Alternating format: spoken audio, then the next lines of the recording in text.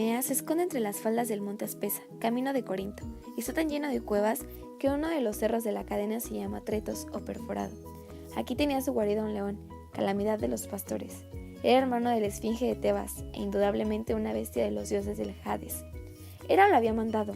Al cazar al monstruo de Nemea, Heracles cazaba algo más que una bestia.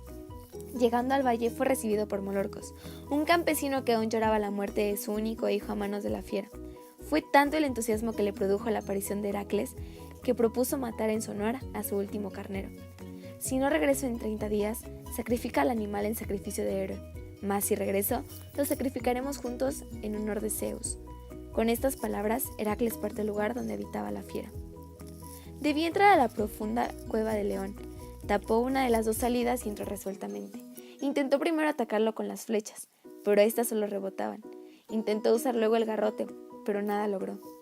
Entonces el héroe comprendió, este tipo de enemigo solo podía ser vencido con armas naturales. Y así lo hizo, dándole muerte en sus manos desnudas después de un terrible abrazo. Demoró justo 30 días. ¿Sería acaso víctima de Hipnos, el sueño, signo y precursor de la muerte? Molorcos y Heracles ofrecieron el carnero en honor de Zeus. El héroe vistió de ahí en adelante la cabeza y la piel del león de Nemea, proclamando así la esperanza de librar al hombre del imperio que sobre él ejerce la muerte. Así vestido, se encaminó a la ciudad de Micenas, y el rey Euristeo casi pareció de terror al ver los despojos de la bestia sobre los hombros de Heracles. Le prohibió acercarse, y dicen algunos que hizo fabricar una gran tinaja de bronce para esconderse en ella cada vez que el héroe llegara de regreso, portando el fruto de cada uno de los siguientes trabajos. Zeus, en cambio, orgulloso de su hijo, puso en el cielo la figura del león.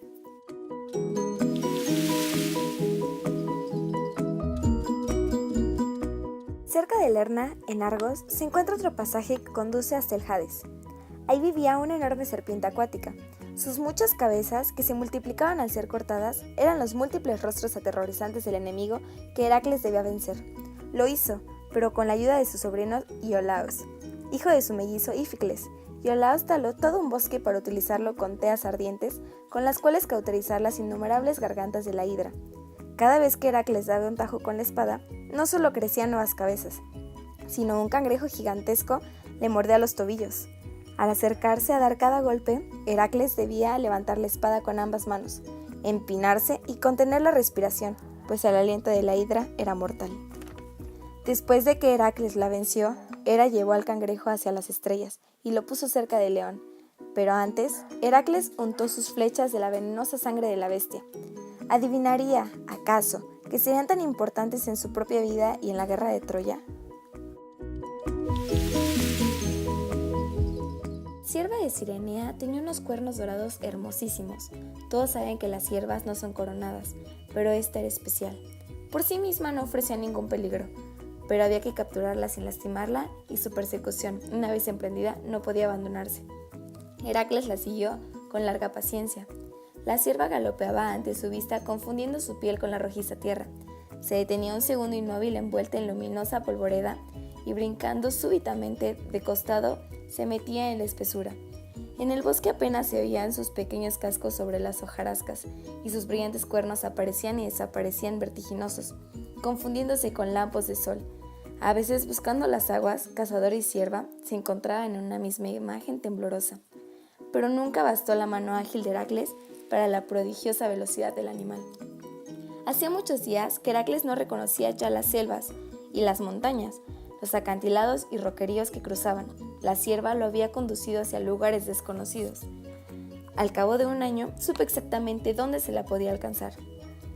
Estaban ya en la tierra de los hiperboreos. Ahí, acostada, se durmió acesando bajo un fragante mirto y Heracles pudo capturarla. Artemisa se presentó de inmediato con el ceño abducto y la orgullosa cabeza en alto. Era una situación difícil. La he capturado por mandato de Euristeo, explicó humildemente el héroe, y agregó que no había hecho daño alguno al animal. Muchos ven en esta cierva la imagen de una cierta sabiduría que no se consigue en este mundo. Sus dorados cuernos se confunden con el rayo de luz que rompe la oscuridad de las selvas. A veces se los ve sin advertirlo siquiera.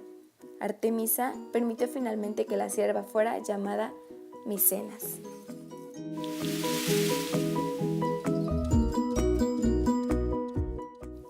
El monte Erimantos era tan amado por Artemisa como el Taygetos, pues era el lugar donde ella solía danzar. El viento y la naturaleza salvaje de los mirtos floridos le llevaban melodías que sus pies convertían en movimiento. Esto era en la región de Arcadia, y por ahí andaba suelto un enorme jabalí cuyos colmillos curvos recordaban la luna creciente, figura del arco de Artemisa. Esta vez la misión de Heracles consistía en llevar el animal vivo donde Euristeo, y fue en aquella ocasión cuando se internó en los bosques de Faloé, donde viven los centauros.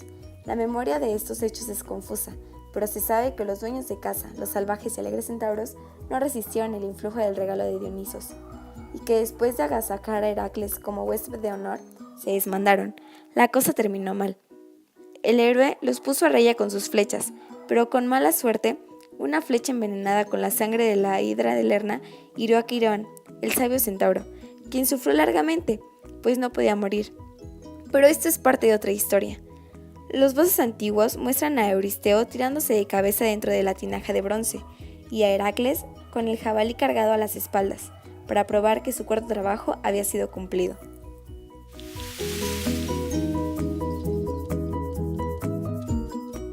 Augeas era el hijo de Helios, el sol, y reinaba en Elis, situada en la costa oeste de Peloponeso. Su nombre indicaba su naturaleza, era radiante. De sus ojos se desprendían rayos semejantes a los del sol poniente. Al occidente van los que mueren. Tenía Augeas unos establos que nunca se habían limpiado, y esto causaba grandes pestes. La tarea impuesta en esta oportunidad era la de limpiarlos en un solo día. Euristeo gozaba con la deliciosa idea de que la tarea era imposible. Imaginaba a Heracles llevando canasta tras canasta de bostas. El ganado de Augeas era la más numerosa de la tierra. ¿Qué ganado podía ser este, el más numeroso de todos, que aumentaba siempre y nunca disminuía? Ninguna enfermedad lo afectaba, pero era fuerte de pestilencia. Heracles desvió 2 ríos, el Alfeo y el Peneo, limpiando todo en un día.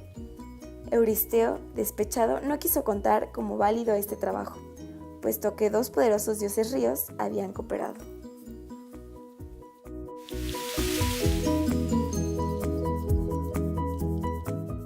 Cuando se tiene una fiebre muy alta, el cuerpo tirita y arde a la vez. No se sabe entonces si hay alguien cerca o no. La imaginación vuela como pájaro enloquecido que se estrella por todos lados. Los árabes del desierto conocen bien lo que es caer con insolación y comparan este con un terrible pájaro que bajan súbitos o que lanzan metálicas plumas mortales que caen como flechas sobre los hombres y sus bestias. Estínfalos es región pantanosa, no tan firme que se pueda caminar, ni tan líquida que permita la navegación. Es hervidero y fuente de mosquitos y de fiebre. Los pájaros de las fiebres delirantes dejan caer sus plumas agudas, o bien se lanzan en picadas sobre sus víctimas. Estaban, por supuesto, consagrados a Ares. El herido es el campo de batalla, los conoce demasiado bien. Heracles los atajó con una matraca de madera y comenzó la matanza. Vinieron los pájaros, seguros de su poder, en grandes cantidades. Las flechas volaban hacia los puntos vulnerables y el punto del héroe lo espantó. Un resto de la bandada llegó volando aterrorizado hacia el Mar Negro, donde más tarde los encontrarían los argonautas.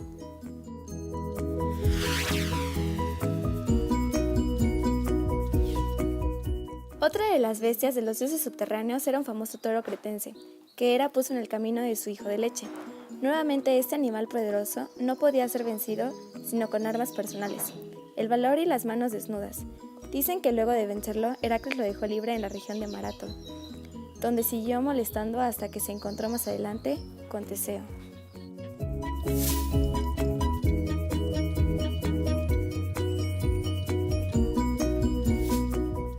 Diomedes, hijo de Ares, tenía unas famosas yeguas criadas entre los vientos de la región de Tracia. La especialidad de estos bellísimos animales era comer carne humana. Su hambre fue aplacada finalmente a ser alimentadas por Heracles, con la carne de Diomedes mismo.